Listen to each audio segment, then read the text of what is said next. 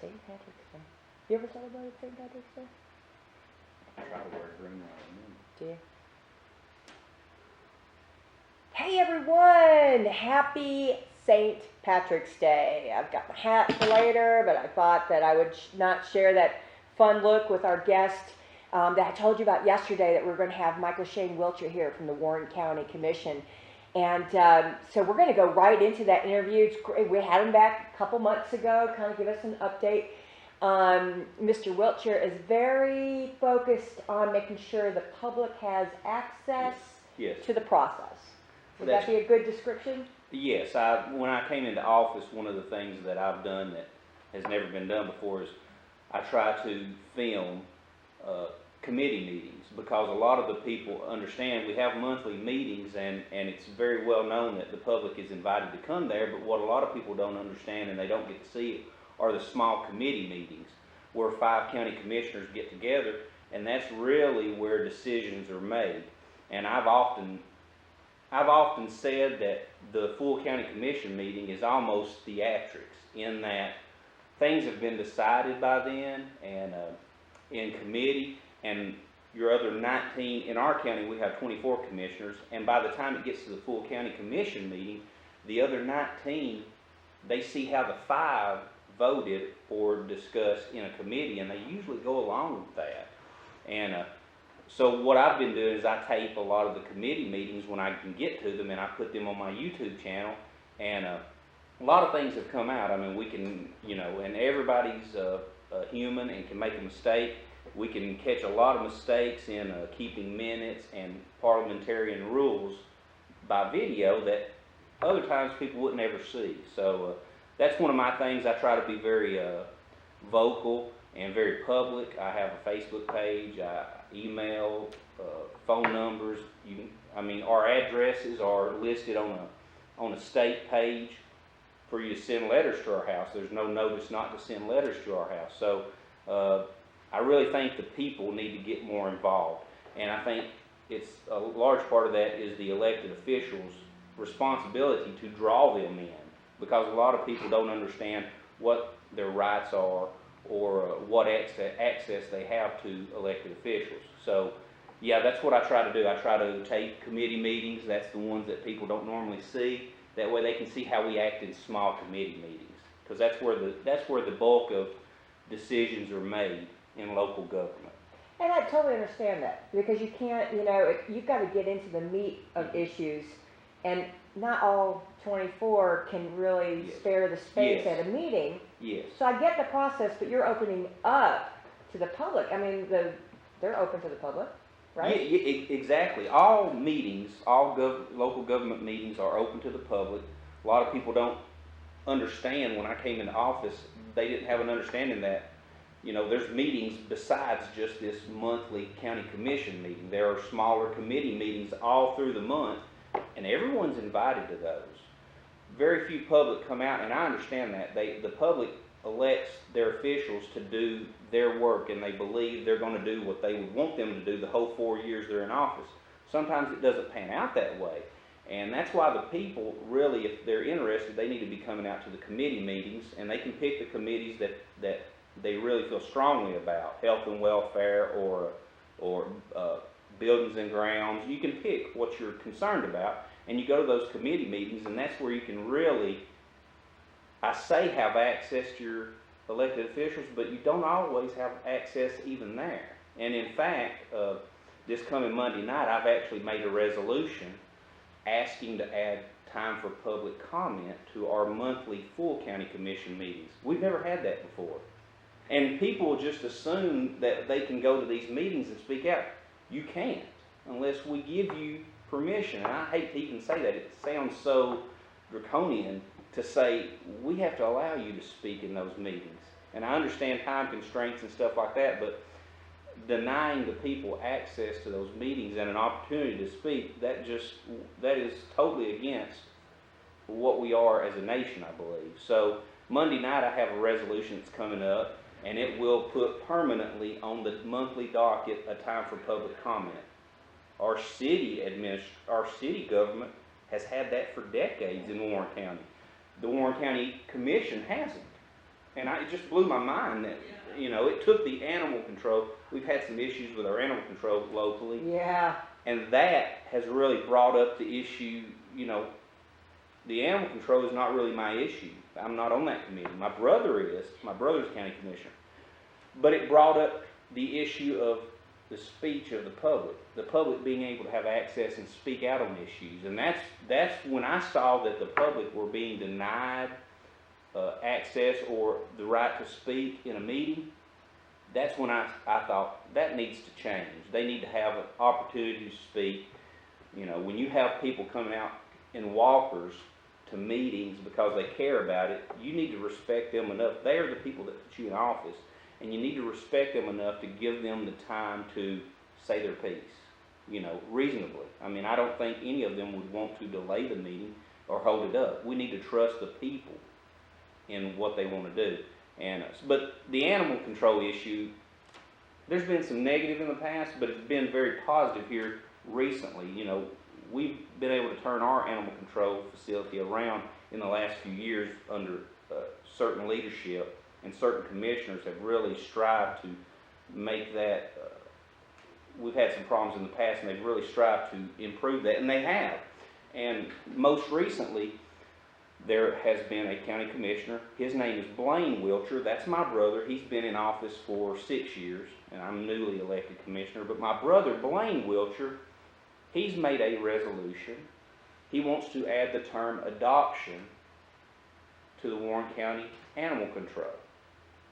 Seems simple, and it seems like a no-brainer, because here's the thing. One of the main arguments is, you know, when a lot of people in Warren County don't know that you can go to the animal control and adopt an animal. They think that's where you take an animal for it to be euthanized. And the fact is, in Warren County, we have an 83% adoption rate. Why would you not tout that very positive aspect of animal control? You know, animal control is adoption, transport to other facilities, to other animal-loving associations or the entities up north, because the north takes a lot of our animals. They, for some reason, they have laws, and they love southern pets for some reason. But anyway, and adoption and euthanizing, whether you want to admit it or not, that is a very small part in as a last resort. But why not accentuate the positive? And another wonderful argument, which I can't see how any county commissioner could argue against, is when people go on the internet and they search adoption. They want to adopt an animal. Animal control doesn't always come up in your search.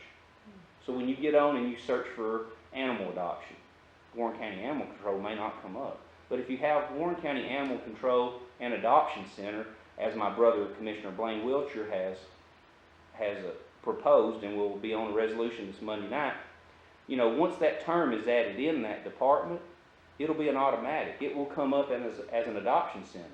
You know, we have people in our own county who have come forward and said, we didn't know. We went out of town and adopted an animal because we didn't know. We thought this is where you bring animals to do the worst. And that's not what it is. Warren County Animal Control is where you bring an animal and they have the best shot at a good life with loving parents or owners. And I can't see how we wouldn't support that. I really believe that resolution will pass unanimously this Monday night. I would be ashamed as a county commissioner to vote against that, because it accentuates the very positive of animal control. So that was a hot issue. That sure. Yes, like I said, Warren County had been in the news previously 3, 4, 5 years ago, before I was ever in office under the last administration, because of some issues. And we had some different animal rights associations in Warren County that sometimes always didn't get along. Okay, and it almost turned into a battle between these. They all cared about animals, but for some reason there were personalities that weren't meshing. and we had some problems, and we were on TV about some animal issues. And I really feel like in the last few years, that's really turned around. We have all these associations in Warren County that care about animals, and they're finally meshing together and realizing it is all about the animals. And as long as we focus on the animals, it doesn't matter if my personality doesn't jive with yours. I know at the end of the day, you care about animals. I'll tell everybody, I'm not a big animal rights activist. Right. But I don't believe they should be treated cruelly or inhumanely. Okay? My brother's on the Health and Welfare Committee, and he's an animal lover. You know, I don't even have a pet at this time. But the animal control issue brought to the forefront the rights of the people to address their officials. And that's why I've kind of got in on this. Some people say I've hijacked the animal control naming issue, which I have not. That is Blaine Wilcher's issue, and I give him credit all along. He loves animals and always has. And I don't dislike animals. But when the speech element come up, that burned me bad, because that's one of the things that I wanted to run for office for, because I had not been serviced in the way that I felt like citizens should be in Warren County. And this is just another way that I'm proven right. We're not represented right. When you have to go and ask permission, or there's not even a time for the public to give comment. Because at the last meeting, actually in the last full county commission meeting, there was a group of people that came and wanted to talk about the animal issues. There was 20-25 people, and they had a spokesperson, and the county executive knew they had a spokesperson. They'd been in contact with him for a week or two, that they would like to have their spokesperson speak.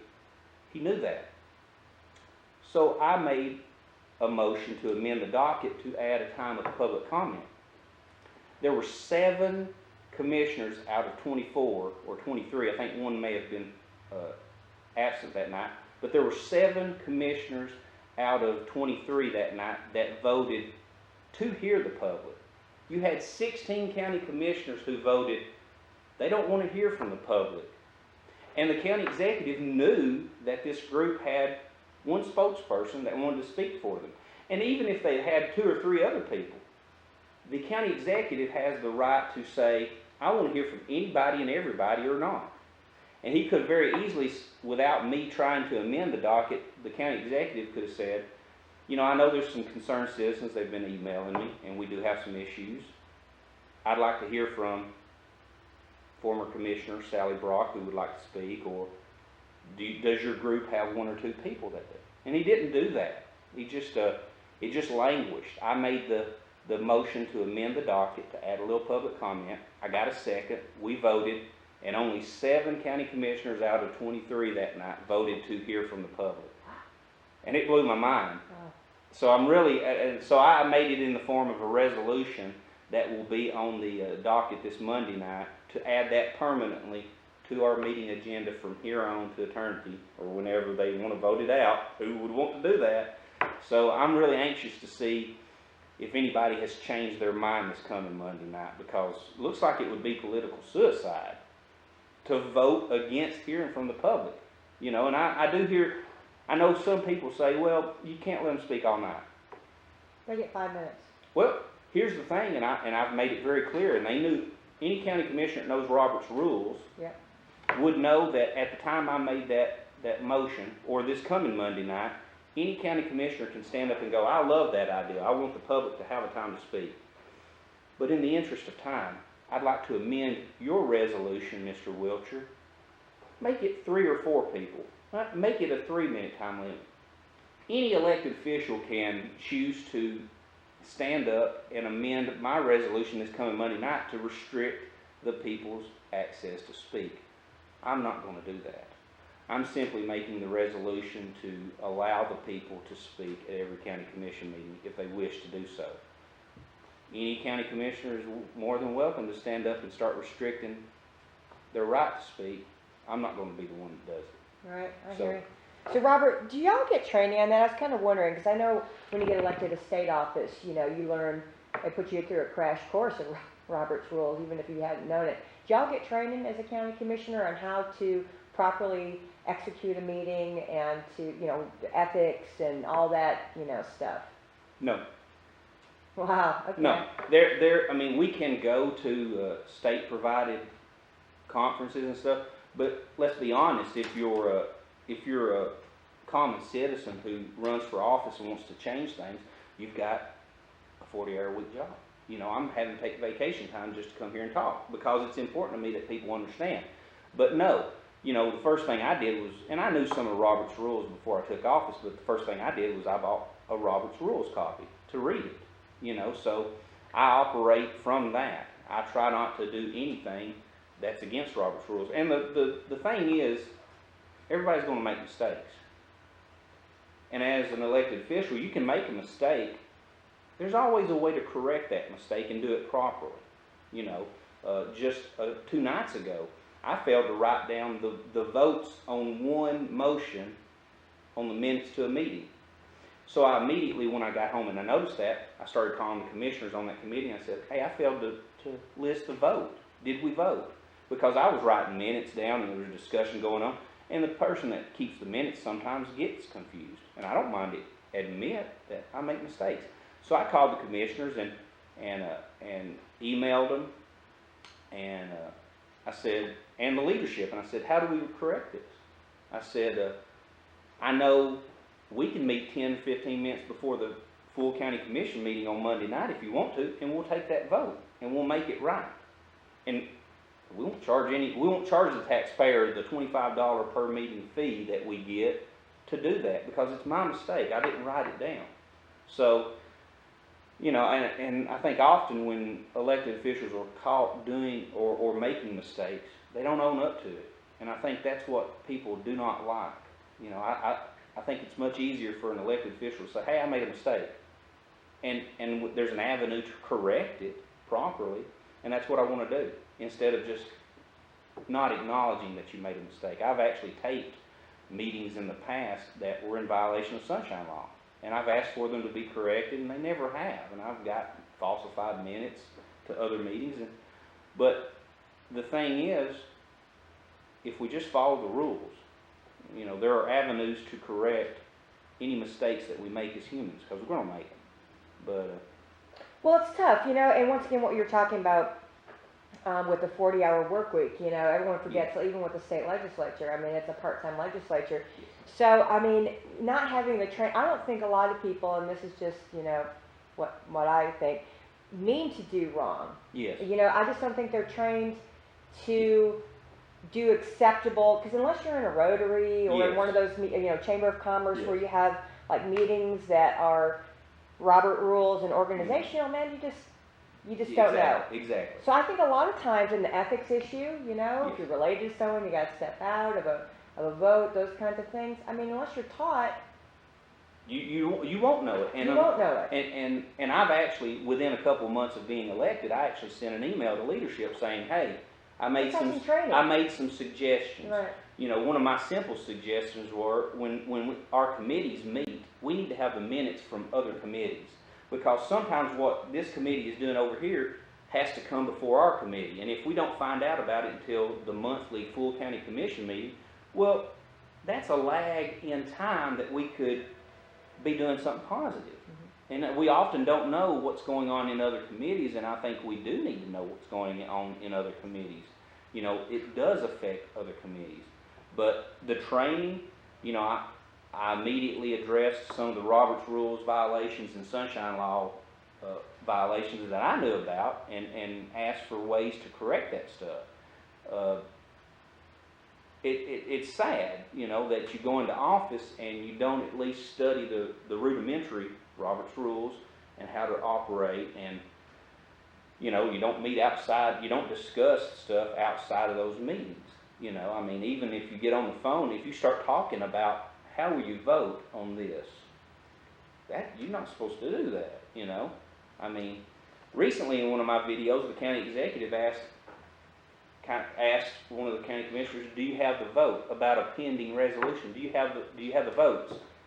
My thing is, how would he know unless he's already taken a poll? I don't think we're supposed to be talking about how we're going to vote on things outside of these meetings. So that in itself, you know, it shows the mentality. And you talk about state legislators. I've looked at senator. thing is, for a common person who works a 40-hour-a-week job, if you were to get elected as senator, making $19,000 a year, who can support their family on that? Now, granted, that's like a 4 months out of the year that you're actually in session.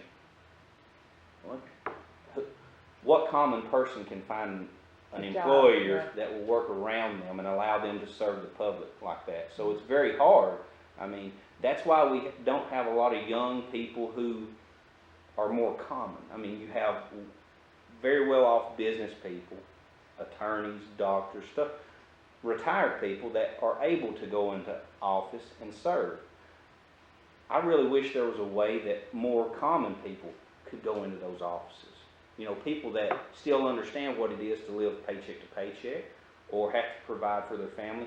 You know, they don't have it all set up yet.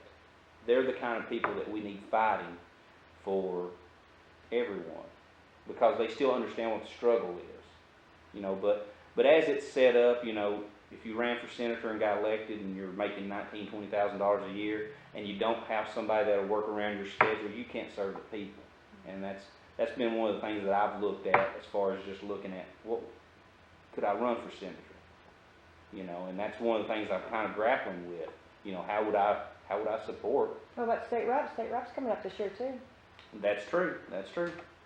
So I mean, you know, lots of things going on. Yes. How many elections are there for the county commission this year? How many are up for election, or are there? County commission will not be up for election this year. Okay. School board. Yeah. There's a couple seats on the school board right. that is up for election. We have I think a property assessor possibly that's right. in Warren County. Okay. And I think we had an appointment that we made that will get appointment of a county commissioner. We had a county commissioner pass away, and we made an appointment, and I think they may be on the ballot this coming November just to fulfill that last 2 years of the term. But I don't believe anybody's running against that person. Okay. It's uncontested. Do you have any referendums or anything? Not that I know of this year. A lot of things going on in the city, but no referendums. That alcohol's been a big thing in the McMinnville city limits that the board and the mayor and board of aldermen have been struggling with here in the past few months. But I don't know of any referendums that are on the ballot this year. All right, gotcha. And what was the other thing that's going on in Warren County? You know, Coffee County's having a little animal control issue yes, too. That's your neighbor. Yeah, and I saw that blew up a couple weeks ago. They actually run their city and their county animal control out of the same area, the same piece of property, and I'm not for sure what's going on, but they're being made out to be a high kill facility, and that came on the heels of what's going on in Warren County, and I'm like, guys, we don't want to go back to a place where this is us. You know, in the past, this has been, they were able to report stuff like this on us, or they were alleged to like this. We don't want to go back there. And this, to be fighting the addition of the word adoption to our Warren County Animal Control, you know, in contrast to what's going on in Coffee County and what's went on in Warren County's past, I see nothing negative about adding the word adoption to the Warren County Animal Control. I see nothing negative about it, and I see a lot of positives. I mean, grant money, once you add that word adoption, and that comes up in the search engine, and it also allows you to apply for grants maybe that you weren't able to before. You were just animal control. But so it's because we have a lot of animal lovers. Yes. I mean, we have big heart. We love our animals, and so you know, the rabies things is coming up. You know, and that we're having concern about. So, as a local government, I mean, there are some who aren't animal lovers. I mean, you know, honestly, like, you know, I know Mayor Cordell. You know, probably not a high priority item. I mean, there's probably like tons of things on his plate. Yes. But he's going to have to deal with the situation, or it's going to fester and get ugly. Yes, and I think, like I said, you know, animal activists, animal lovers, you know, I don't think you have to be an animal activist to care about animals. Like I said again, I wouldn't classify myself as an animal activist, you know. Do I care about how they're treated? Absolutely. And I'll fight with those animal lovers and animal activists to make sure they're treated fairly and properly. And a lot of times, the county executive or the county mayor, like you said, Mr. Cordell, they have a lot on their plate. And that's why you have committees that take care of those smaller issues. Now, if they don't take care of those smaller issues, yeah, they come on up the ladder to the county executive or the county mayor, whichever one your county calls it or deems it. But you really hope it gets handled committee level. And it blows my mind that when something so positive like just adding the word adoption comes along, your elected officials fight it. Some of them do. Why do you fight something so positive? You know, you're not dealing with, hey, we're a high-kill facility. Be glad you're dealing with, hey, we want to change the name just to add the word adoption. To me, that's a no-brainer. Yeah, I mean, we got to put the humanity back in things, you know. I mean, we're all neighbors, you know, and you're right, the government, I'm from the part of the government's just there to deal with the infrastructure and the security issues. Yes. And animals are a security, infrastructure issue, I think. So, Grundy County still hasn't gotten an animal control. So we, we'll be looking to y'all to see, maybe our prisoners could do it, you know, something. You know, our old jail will be fit for dogs. Yeah, well, and I have read about, you know, places where they actually have some kind of program where the inmates I think they have a great rehab program, because if you're with a dog, I'm telling you, it's the same thing. You develop an empathy that you probably never had. Yeah. So I think it's a great rehab program too. So anyway, different ways to use, because we're footing the bill anyway, right? For them exactly. So let's pay it all back. Yeah, you're paying for it, and you know, make sure it's done right. Yeah. And make sure people are. You know, it doesn't take any more money to do it right, or to treat things right. You know, sometimes there's going to be some cost, but. I mean, people are paid the same. They can choose to do their job well or not, or they can choose to care for the animals they care for or not. I mean, it's quality of life. Well, we have a great spay-neuter program here that started way a while back. You know, just getting at the root of the issue, which is, man, just stop having babies. Yes. Yeah, unwanted animals. You know, just get them fixed. That's a responsible owner. But that was my dad, very educated man, up until recently, refused to have his dogs fixed. Really? Yeah, and very intelligent man. I'm telling you, one of the smartest men I knew. Just didn't feel that was right. Yeah. To do that to his fellow dogs. Well. And I'm like, Dad, but then you learn about cancer and you learn about all these other things. So, anyway, it's an issue. You can't just ignore these things. No, you can't. Because, like I said, when they fester up and they get on the news. Yeah. Somebody loses an election. Somebody does. They do. Yes. Somebody loses an election. All right. Well, we're going to send off Michael Shane Wilcher on his way. Very appreciative. Yes. Thank you for having me. I appreciate it. You're a wonderful asset to Warren County, and your future, I'm sure, is a bright one. Well, we'll see. We'll see. If you don't get run out of town first, or exactly. Okay. Yes, all right. Well, grab a coffee. We're going to go back to our regularly scheduled program, try to land all the cool, fun stuff, and we'll see you in a minute. Yay!